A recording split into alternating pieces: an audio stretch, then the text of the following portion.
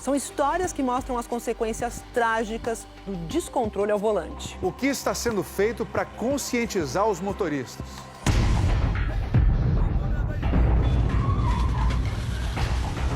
Pode acontecer em qualquer estrada, avenida ou rua do Brasil.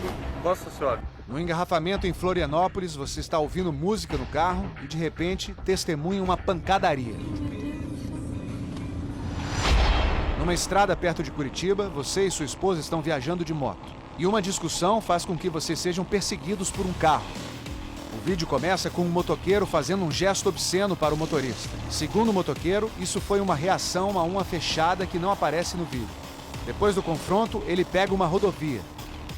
Minutos depois, ele é surpreendido pelo motorista, que dá uma fechada. Mas o motoqueiro desvia e segue em frente. Agora o motorista ultrapassa e corta o caminhão correndo em zigue-zague. Mais adiante, outra fechada. Para tentar fugir, ele pega a contramão e volta pelo acostamento.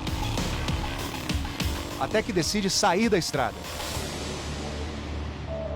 Só que de repente, também na contramão, aparece o carro. O motoqueiro foge, mas a perseguição ainda não acabou. Ele faz uma manobra para sair da estrada e o perseguidor colado nele. O carro para. O motoqueiro entra numa estrada secundária. O motorista saltou do carro para tentar pegar o motoqueiro, que segue em frente. Ele passa por várias ruas de uma cidade pequena e finalmente para pedir ajuda e ligar para a polícia. Tem um cara louco atrás da gente, a gente pode esconder a moto aqui? O motorista Fernando Pereira Fernandes foi indiciado por tentativa de homicídio. Nem ele nem o motoqueiro quiseram dar entrevista. A perseguição aconteceu em março do ano passado e durou cerca de 20 minutos, ao longo de 10 quilômetros, e não causou acidentes. Foi sorte. Em 2019, pelo menos 39 pessoas morreram assassinadas, 23 por arma de fogo. A partir de uma situação de trânsito, vítimas não só de tiros, como também brigas, facadas e até atropelamento proposital. Foi o que aconteceu com o aposentado José Antônio Farias, em outubro do ano passado. Tinha 66 anos. Sorriso, Mato Grosso do Sul. Quando José atravessa a rua, por pouco não é atropelado por essa moto. O motoqueiro vai embora. José fica revoltado. 15 segundos depois, é atropelado pelo mesmo motoqueiro. Mancando, o motoqueiro vai até José, mexe nele, mas depois acaba fugindo. A família recebeu a notícia primeiro pelas redes sociais, mas a informação veio incompleta. Fiquei sabendo que foi um acidente, simplesmente um acidente. Foi atropelado por uma moto atropelou ele. Eu achei que era um atropelamento normal, né? Só que o filho, Fernando, foi ao local do atropelamento procurar câmeras que pudessem esclarecer a história. Foi quando eu busquei a imagem daquela câmera.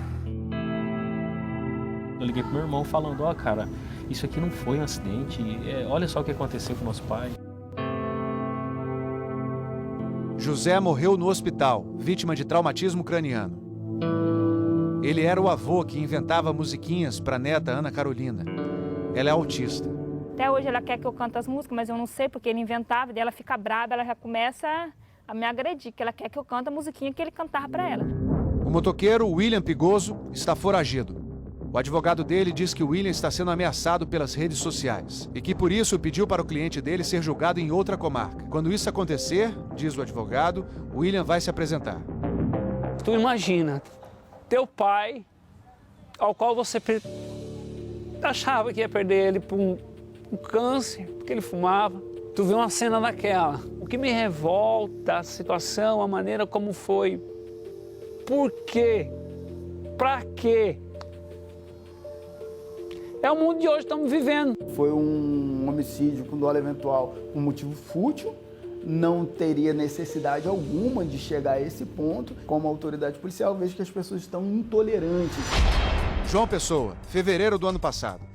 O carro branco que tem identificação na porta é um táxi que tenta estacionar no ponto. Mas esse carro não deixa. Avança e o taxista fica sem espaço. Aí um homem salta do banco do carona para confrontar o taxista. Tira uma arma da cintura e dá 3 tiros. O assassino vai embora andando, porque mora ali perto. O taxista Paulo Damião dos Santos morreu no hospital. Deixou mulher e 2 filhos. Era uma pessoa muito calma, não gostava de briga, não gostava de bebida, essas coisas. Então foi um choque muito grande a gente saber que foi desse jeito. Entre a saída do carro, a morte e a saída do assassino foram 9 segundos. O assassino, Gustavo Teixeira Correia, está preso.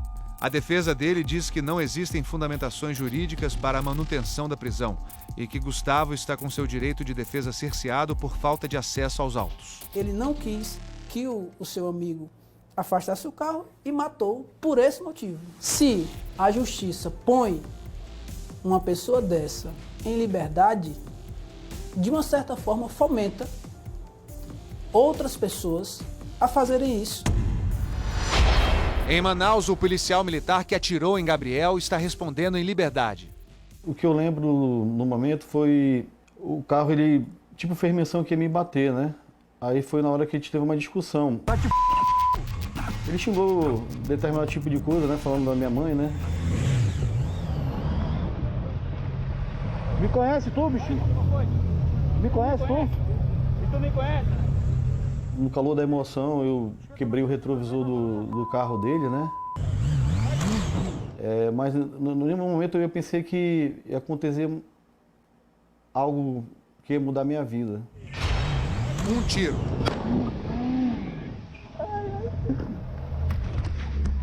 Primeiro eu senti um zumbido no ouvido, aí automaticamente foi desligando os movimentos da minha perna. Tira o capacete, mano, tira o capacete. No momento que eu levei o tiro, eu liguei pro meu irmão, né? Passou um casal de amigos que me socorreram na hora. Ai, eu vou morrer, bicho. Falou pra esse casal de amigos meu, fala pros meus pais que eu amo a minha mãe, que eu amo minha mãe, minha esposa, meus irmãos, meus amigos, que eu acho que eu não vou mais sobreviver.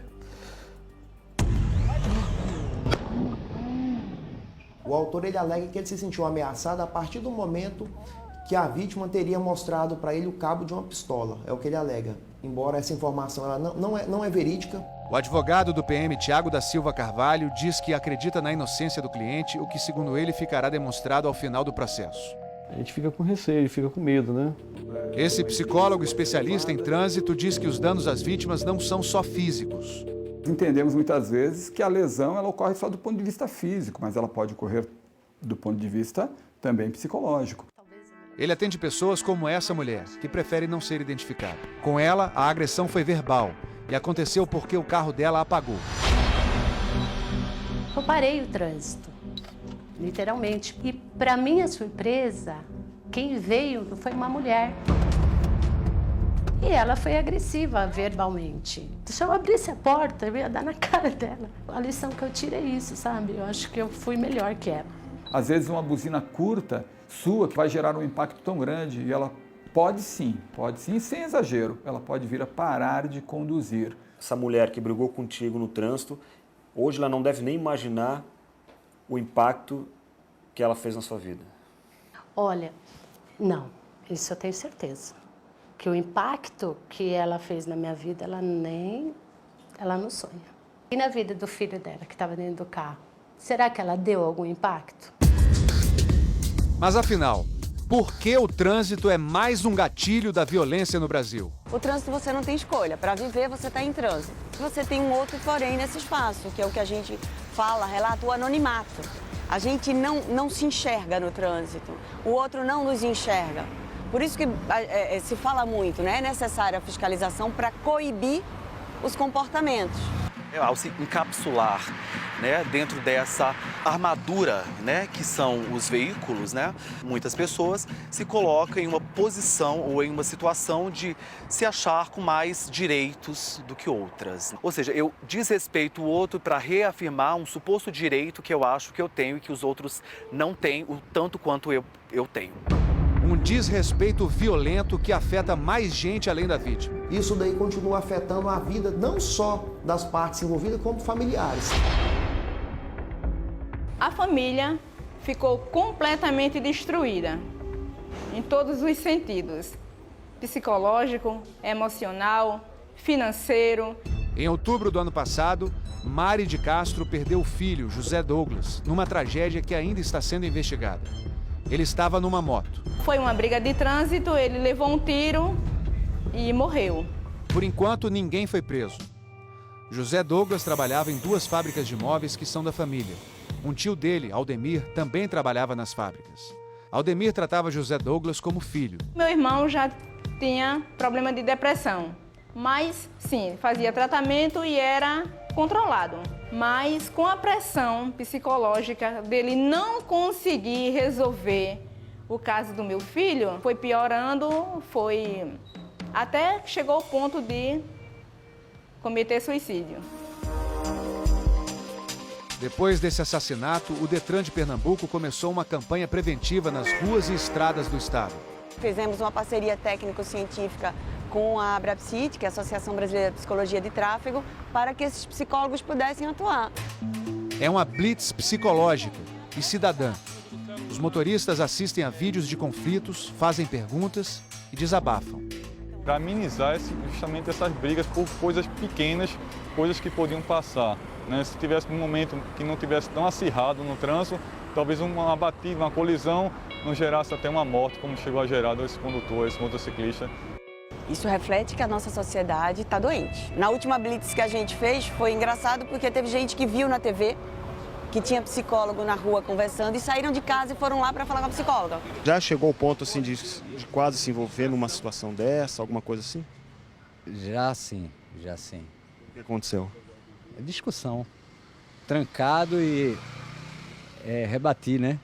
Poderia silenciar e seguir meu caminho, mas não tive essa paciência. A gente teve agora uma instrução muito boa aqui. A gente vai levar essa instrução aqui para o nosso dia a dia, né? Agora, quando estiver no trânsito, vai pensar 2 vezes antes de comprar uma briga no trânsito, então? Pensar 2 vezes, 2, 3, 4 vezes, cara. Tem que pensar mesmo. Não vale a pena discutir no trânsito, não.